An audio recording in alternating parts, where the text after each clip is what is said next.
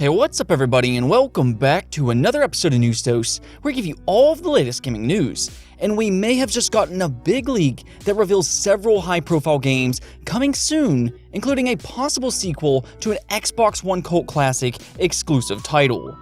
Yeah, this could be very exciting for quite a few Xbox fans if this actually ends up happening, so we're going to talk all about that today.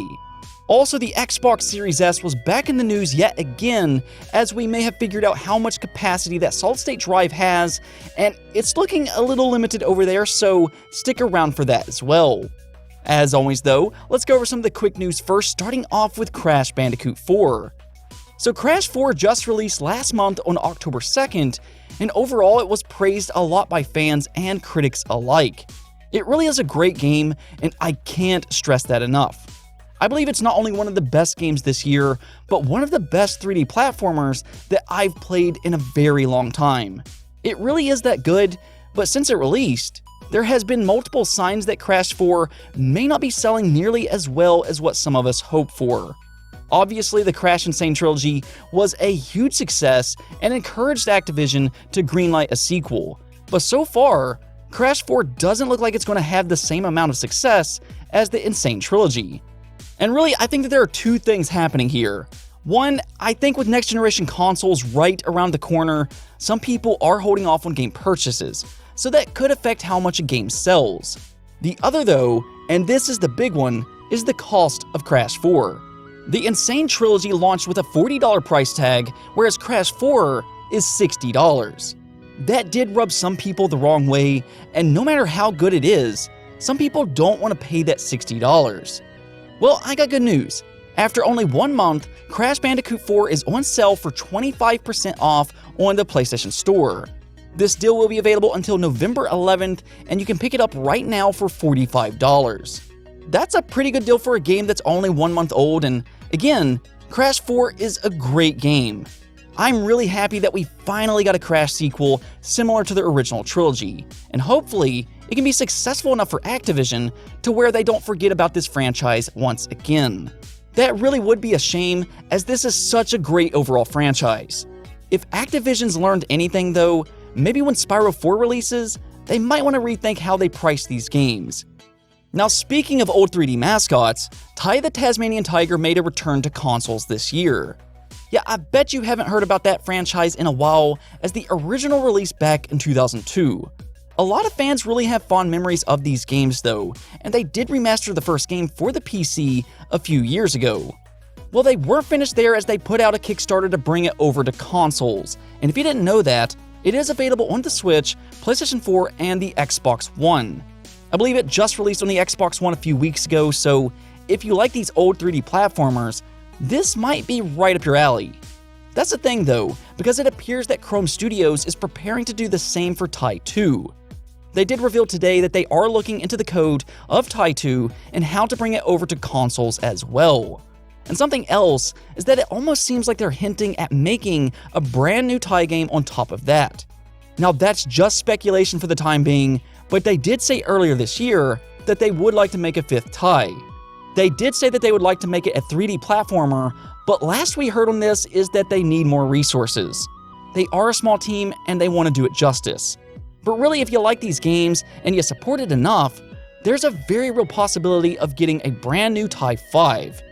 I will ask you though, if you've ever played this franchise in the past, would you like to see a completely new game? Let me know in the comments below. Also, Yakuza Like a Dragon reviews are starting to come out, which is kind of important for the Xbox Series X launch. This is one of the better looking launch games for the Xbox Series X, and it's actually a Time Next Generation exclusive.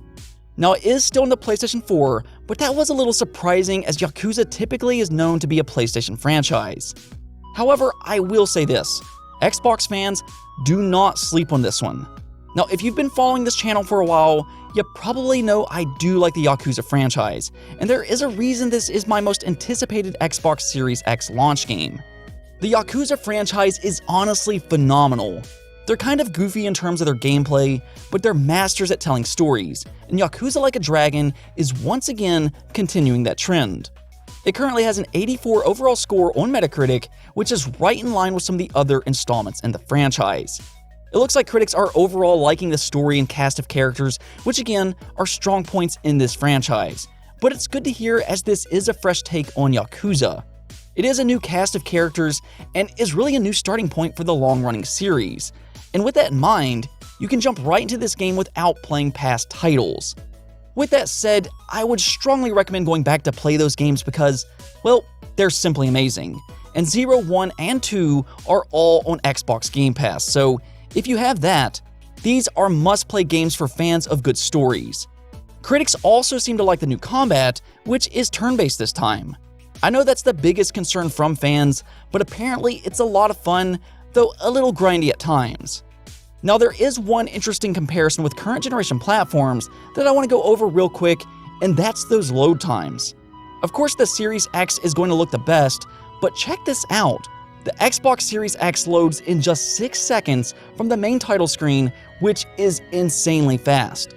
On the Xbox One X, it's 25 seconds, PlayStation 4 at 29 seconds, PlayStation 4 Pro at 48, and last, the Xbox One S at 53 seconds. Yeah, those load times for next-generation consoles are going to be immediately noticeable and save fans a ton of time. Long load screens are quickly becoming a thing of the past. For early PlayStation 5 adopters, though, keep in mind that Yakuza Like a Dragon will arrive on March 2nd of 2021. Either way, Xbox fans, don't sleep on this game. It very well may end up being one of the best Xbox Series X launch games, and early reviews are sounding very promising. Moving on to our next topic, we got a big leak to talk about today as apparently some internal Crytek documents made their way over to Twitter. From my understanding, last week there was about 700 gigabytes of internal files from Ubisoft and Crytek that had been leaked online, and of course, some of that is getting out now. This leak, though, does suggest that Crytek may have or is working on several high-profile games. This includes a Crysis 2 and 3 remaster, a free-to-play Crysis Battle Royale game, Hunt Mobile, Robinson 2, and Rise Next. Yeah, the Xbox One launch exclusive Rise Son of Rome may be making a return. Now, before I say anything else, I do think it's important to keep in mind we don't know if they are indeed working on these games, or if they were just pitched, or even cancelled. We don't know all of that information, so this is just speculation for the time being. I, however, will say that I do think that a Crysis 2 and 3 remaster is very possible. That does make sense, and I could even see them trying to make a Crysis Battle Royale game. That might not be what Crysis fans want from the IP, but clearly, Battle Royale games are huge, and they could do some interesting things with the Crysis franchise there. As for a Rise sequel, though, that one is very interesting. A lot of Xbox fans really seem to like Rise, and I've seen people for years request a sequel, and honestly, I think Rise has a lot of potential. It did have a very weird development cycle. It was originally supposed to be a Kinect game, and eventually, it turned into a big AAA Xbox One launch exclusive, and it looked amazing for the time it released. I would even say that the story and voice acting was done very well, but I think it released at the wrong time. Xbox One was a pretty hated console when it first released, and I think that the reception kind of reflected that. Even then though, a lot of fans really liked this game, and Crytek was originally planning to make a sequel, but it never ended up happening as Xbox and Crytek couldn't come to an agreement on a planned sequel. Xbox at the time did want to own the IP, but Crytek did not want to give it up. So it is possible that they did go back and revisit Rise for a potential sequel. Now, will it be an Xbox exclusive? I'm not entirely sure on that. As I said, Crytek did want to retain the IP, so I'm not entirely sure of the legal ramifications there, but Rise 2 may actually happen. There's no confirmation just yet, but there is a lot of exciting games on this list, and whether you're a Crysis fan or a Rise fan, you might have something to look forward to in the near future. On to the last topic though, we did get some new Xbox Series S information today, and actually, a few different things. The lead programmer of Watch Dogs, Galvin Whitlock, revealed that the Xbox Series S version will run at a dynamic 1080p resolution, which I think this is about what you should expect for the Xbox Series S. Some fans seem to be a little surprised by this, and some were expecting a higher resolution, but I really do expect this to be mainly a 1080p console. I know they're advertising 1440p, but I think it's going to be rather common to see 1080p. Really, the point of the Series S is to offer good performance at a good and affordable price point, and the frame rate is really where you're going to see improvement, and not with the resolution. It's not going to be a 4K machine, but because it does have a very good processor, you will be able to play games at 60 frames per second or even 120 frames per second. Now that is a major improvement over this generation if you care about performance. So if you have a 1080p TV, the Xbox Series S will be a viable option. Again, thanks to its processor, it is a nice jump up from the Xbox One X. The other bit of news though was the capacity of the solid-state drive.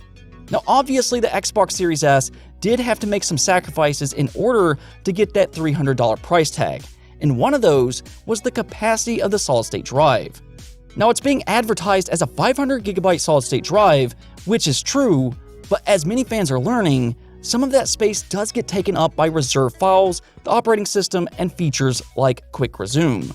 This isn't necessarily anything new, but still, what is the actual space you have to store games? That's the question, and somebody over on Reddit may have just revealed that information.